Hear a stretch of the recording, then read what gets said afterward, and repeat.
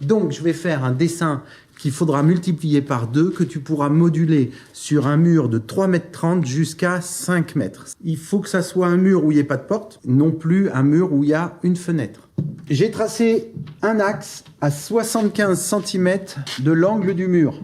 Le point haut, celui-ci est à 70 cm de cet axe et 90 du bas. Celui-ci est à 30 de l'axe et 85 du bas. Ce point bas, 27, 48. Celui-ci, 25, 38. Celui-ci, 34, 84. 67,5, 85. Ok? Je vais pas te donner tous les points. Regarde bien comment sont les formes. Il faut éviter que tout se ressemble. Ça, c'est dans ce sens-là. Ça, c'est dans celui-là. Et ça, c'est dans celui-là. Celui-ci est pas le même que celui-là. Pas le même angle, pas le même angle. Pas le même angle, pas le même angle. Point bas est à 38. Donc, on va se remettre à 38 ici. Et on va tirer une ligne d'horizon. Il y a de l'eau encore. Voilà. Microfibre 12 mm. Donc moi je commence toujours par la gauche. Je fais une petite... En général je fais une petite croix. Donc tu viens déposer ta peinture verticalement pour finir horizontalement et tu ne vas pas jusqu'au scotch. Tu t'arrêtes à quelques centimètres de la bande de masquage.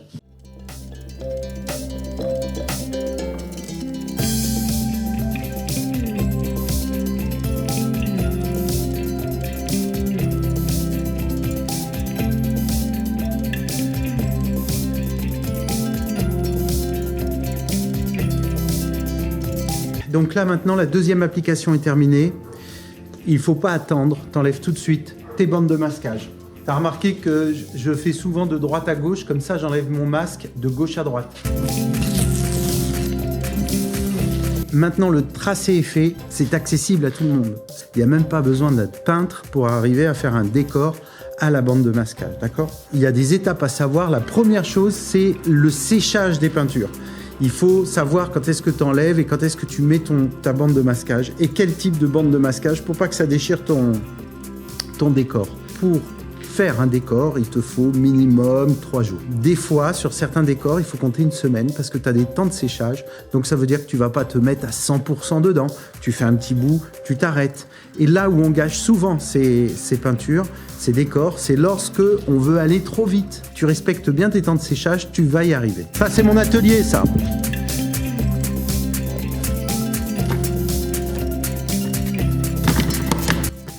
Je suis hyper bien installé ici. Je suis dans une grange.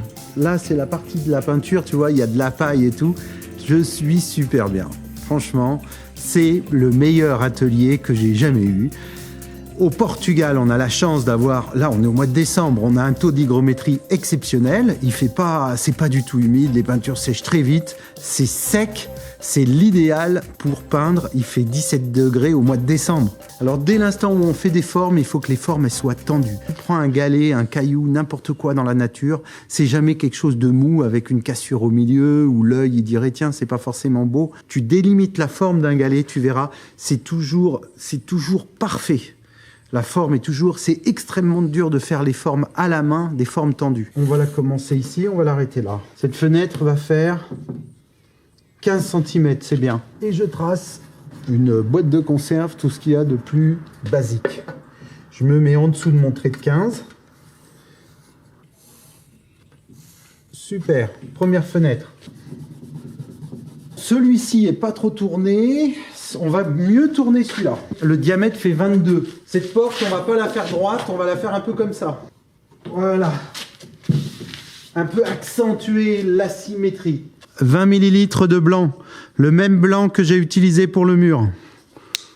J'ai mis une noisette. Une demi-noisette. Oh. C'est trop. J'enlève tout de suite l'excédent. Je veux que ça soit une teinte très très légère. Donc tu brasses bien, tu mélanges bien.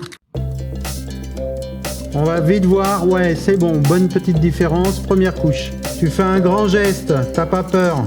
Fais travailler ton coude, t'es pas à quelques millimètres près. Ce qui compte c'est que la forme soit bien ronde. Bien tendue. C'est ton coude qui va te donner la tension.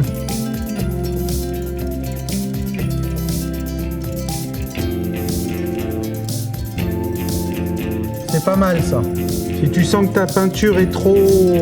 rajoute un petit peu d'eau.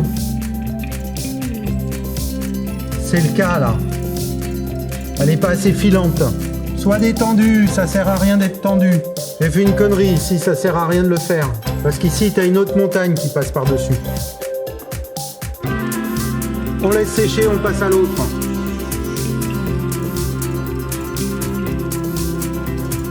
Est-ce qu'il vaut mieux pas rester tout en rond?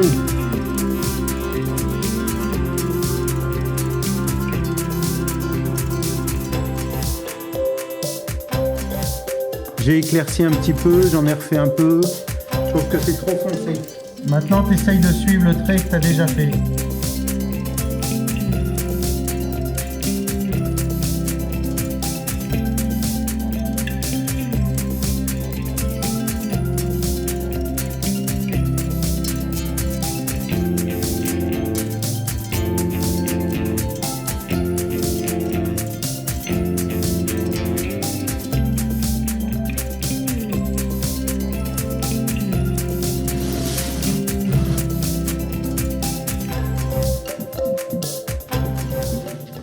Hier, j'avais fait un trait droit, comme si j'allais faire une plaine avec un horizon et peut-être quelque chose au fond. Et après, je me suis dit, mais qu'est-ce que je vais mettre au fond? Ça va être compliqué. On va refaire une colline qui part beaucoup plus vers la droite, une courbe qui sera très légère et certainement une deuxième. Comme si c'était une petite vallée, ça va être simple et ça sera dans la continuité, ça sera joli. Bon, alors maintenant, c'est vraiment sec. Je peux mettre ma bande de masquage. Donc là, j'utilise une bande technique. Tu as plusieurs marques, tu as 3M, tu as Frog Tape, tu as Sirette, voilà. Et cette fois-ci, je fais l'extérieur de la forme. Parce qu'on va peindre l'intérieur. Maintenant que ça commence à être un peu plus structuré, je pense que ça serait beaucoup plus joli si la fenêtre revenait un petit peu à l'inverse. Tu vois que ça soit plus relié avec un point de fuite central.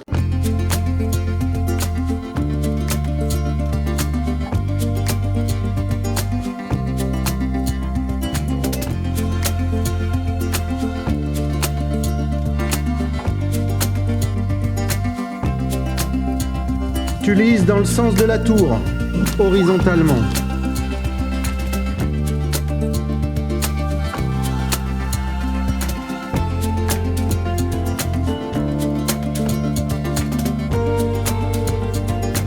Et tu passes au bord, au bord, au bord, au bord, avec le bout du poil du pinceau, tu finis et c'est fini.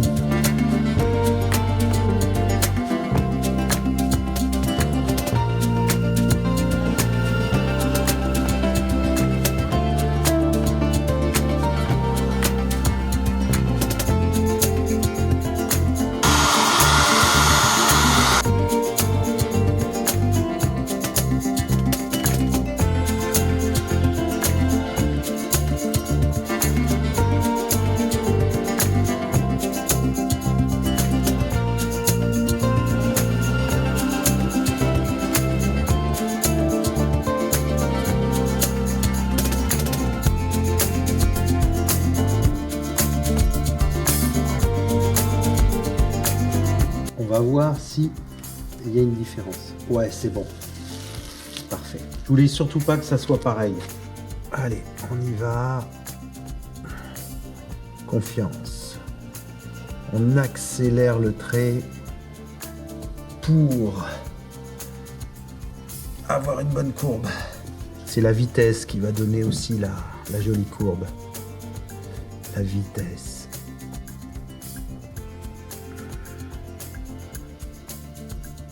Mais pas la précipitation. Allez, vas-y. T'es bon. Encore. Tu tires. Et tu... Ah.